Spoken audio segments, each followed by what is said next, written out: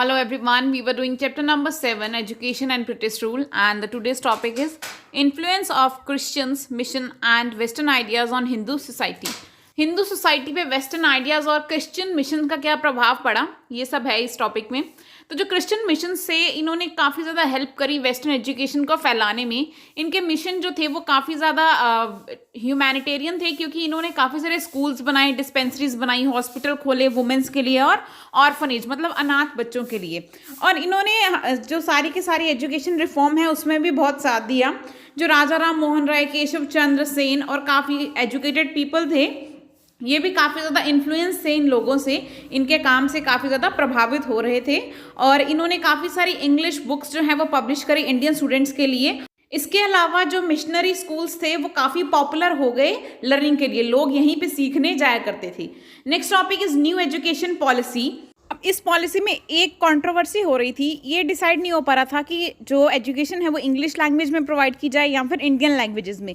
तो इसके लिए दो सेक्शन बना दिए गए। एक सेक्शन को विल्जम फ्लेवर्ड जो इंडियन हैं वो अपनी तरफ से हैंडल कर रहे थे। ये जो हैं जो लर्निंग है वो किसके थ्रू देते थे, संस्कृत, पर्शियन और रीजनल लैंग्वेजेस में।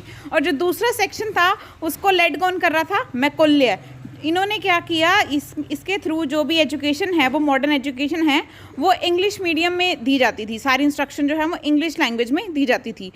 और फिर 1835 में गवर्नमेंट ने एक नई एजुकेशन पॉलिसी अनाउंस करी। इसके अकॉर्डिंग जो गवर्नमेंट फंड्स थे एजुकेशन के लिए, जो भी गवर्नमेंट फंडिंग करती थी उस पर रोक लगा दी गई। उस पर एक तरह से स्टेबल कर दिया गया कि जो भी वेस्टर्न साइंस की एजुकेशन है वो सिर्फ इंग्लिश में ही दी जाएगी, तभी जो है वो फंड्स जो हैं गवर्नमेंट के एजुकेशन में इन्वेस्ट किए जाएंगे। जो न्यू पॉलिसी थी वो उसका एम क्या था कि एजुकेशन जो है वो लिमिटेड नंबर ऑफ पीपल को दी जाए, ना कि सबको। इस पॉलिसी में ये एक्सपेक्ट किया जा रहा था कि हम लिमिटेड पर्सन को पढ़ाएंगे, एजुकेट करेंगे, फर्दर वो जो लोग हैं आगे एजुकेशन जो है वो मास लेवल पे मतलब हाई लेवल पर पहुंचाएंगे।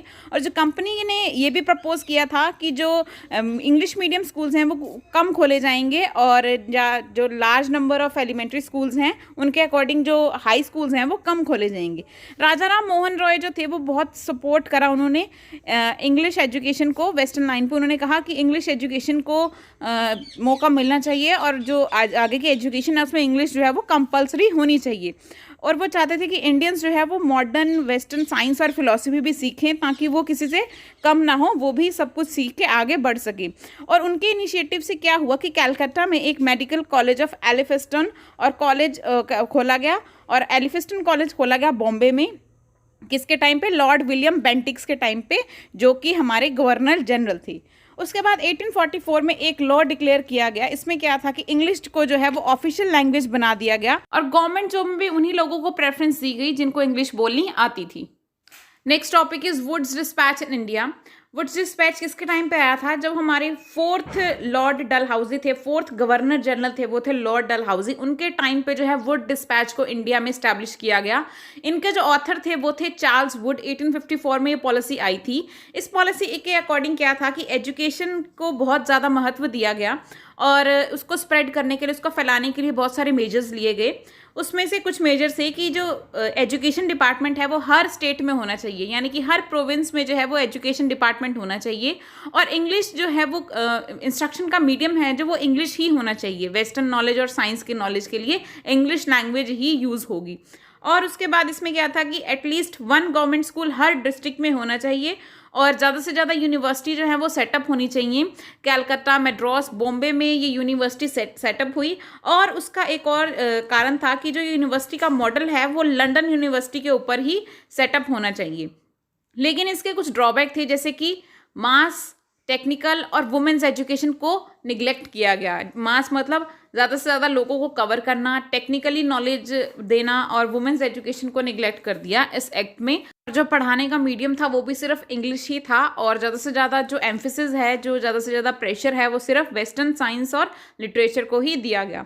इन एजुकेशन को ड्रॉबैक्स को रिमूव करने के लिए काफ़ी सारे एफर्ट्स जो हैं वो इंडियंस ने किए, जैसे कि The Arya Samaj started a chain of DAV schools and colleges all over the country. They also started gurukuls. जो आर्य समाज से उन्होंने DAV स्कूल्स की और कॉलेजेस की एक चेन बना दी कि हाँ पूरी कंट्री में DAV स्कूल्स और DAV जो कॉलेजेस हैं वो होने चाहिए। और उन्होंने काफ़ी सारे गुरुकुल्स भी सेटअप किए। Second is sir Syed Ahmad Khan setup the Mohammad Anglo oriental school at Aligarh. Sir Syed Ahmad Khan थे, उन्होंने भी एक स्कूल खोला अलीगढ़ में। राजा राम मोहन राय ने भी एक अपना स्कूल खोला अपनी कॉस्ट से। और ईश्वर चंद विद्यासागर थे, उन्होंने भी काफ़ी एनकरेज किया एजुकेशन को लेकर, और उन्होंने ऑर्गेनाइज किया एक 35 गर्ल्स का स्कूल जिसमें गर्ल्स को और जो पुअर हैं उनको स्कॉलरशिप दी जाएगी। महात्मा गांधी जी ने भी एक स्कूल स्टार्ट किया अंडर अ स्कीम कॉल्ड नई तालीम। ये स्कूल उन्होंने स्टार्ट किया था महात्मा गांधी ने। इसके अलावा रविंद्रनाथ टैगोर जी ने भी विश्व भारती स्कूल खोला जो कि शांति निकेतन में उन्होंने स्टार्ट किया। ये सब जो इनिशिएटिव है वो इंडियंस ने लिए थे, लेकिन इनके इन सब चीज़ों के बावजूद भी जो लिटरेसी रेट है वो काफ़ी कम था 1906 में, इसलिए बहुत सारे एफर्ट लाए गए ताकि जो रेट है वो 65% तक पहुंच जाए approximately. Independent India has introduce free and compulsory education till the age of 14। इसके बाद जो इंडिपेंडेंट इंडिया था उन्होंने एक फैसला लिया कि जो कंपल्सरी एजुकेशन है 14 साल तक वो है फ्री दी जाएगी, और वो सबको लेनी कंपल्सरी थी। Next topic is Raja Ram Mohan Roy 1772 to 1833। अब हम राजा राम मोहन राय जी के बारे में पढ़ेंगे। Raja Ram Mohan Roy was a pioneer of modern India. He devoted his whole life to the service of the countryman. He was a great scholar of Sanskrit, Bangla, Persian, Arabic and English. राजा राम मोहन राय थे, उनका बहुत बड़ा योगदान है modern India में। उन्होंने अपनी सारी लाइफ जो है वो अपने देश के प्रति व्यतीत की है, और वो स्कॉलर थे, उनको काफ़ी सारी लैंग्वेजेस पता थी जैसे कि संस्कृत, बांग्ला, पर्शियन, अरेबिक और इंग्लिश लैंग्वेज। राजा राम मोहन राव ने मोकल्याज न्यू एजुकेशन पॉलिसी थी, उनको भी काफ़ी ज़्यादा सपोर्ट किया था।